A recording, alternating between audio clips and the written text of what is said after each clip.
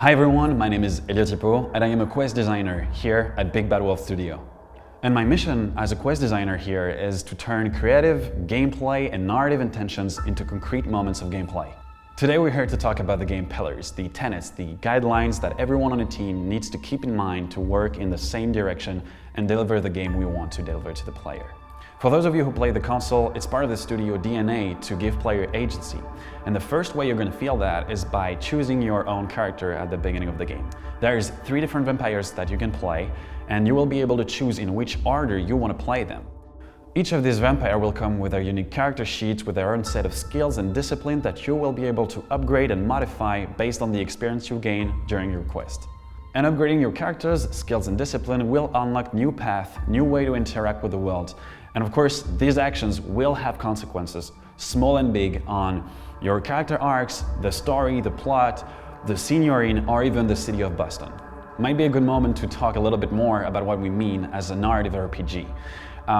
It's basically a narrative game, like you've played many of them, but the twist we want to make with that is adding characteristic and statistics in that thing. So you won't always be able to choose the option you want if you haven't spent enough experience point in that power, in that specific competence. In the game you will play powerful vampires, but we are going to put you in a situation where power aren't enough. You will be surrounded by humans and you need to respect the masquerade in order not to reveal your own nature. And to use a power, you're going to need blood, and if you run out of blood, you're going to be in a bad situation and you're going to need to replenish that. Vampires have characteristics that really make them obvious to humans that they are vampires. They are cold like a dead body, they don't breathe, they do not live, they're basically dead. So you need to use your power, use your skills and discipline to hide that from them. And the core of the game is social interaction. We're going to have you talking to a lot of people because we're going to put you in scenes where you will be surrounded by humans. You're going to need to be smart, you're going to need to hide yourself in the shadows and blend yourself in. And in many ways you could say that dialogues are the combats of our game, Vampires the Masquerade Swansong. So as we stated before, you have a character sheet with a lot of statistics in it. And every NPC you will find in the game will have their own character sheets, and you will be fighting with these statistics whenever you'll be talking to them.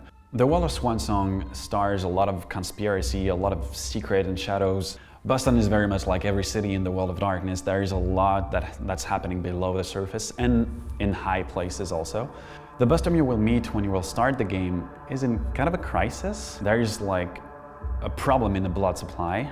And in order to prevent a chaos from happening, the Camarilla has decided to reunite it with another factions to help with the blood supplies. But at the beginning of the game, there is a gigantic attack that happens at the party, and you will need to investigate, you will need to use your ability and powers to understand who is behind all that and untangle everything that happened. We really wanted Swansong to be a true adaptation of what a World of Darkness video game could be. So it means, of course, that some mechanics are different to apply to video games, but the core of the experience is the same. You're going to be playing powerful beings set in very complicated intrigues and political plots. You're going to be able to use your powers, but you're also going to be limited by the world you're in and the humans surrounding you, and you're going to have to be careful about that.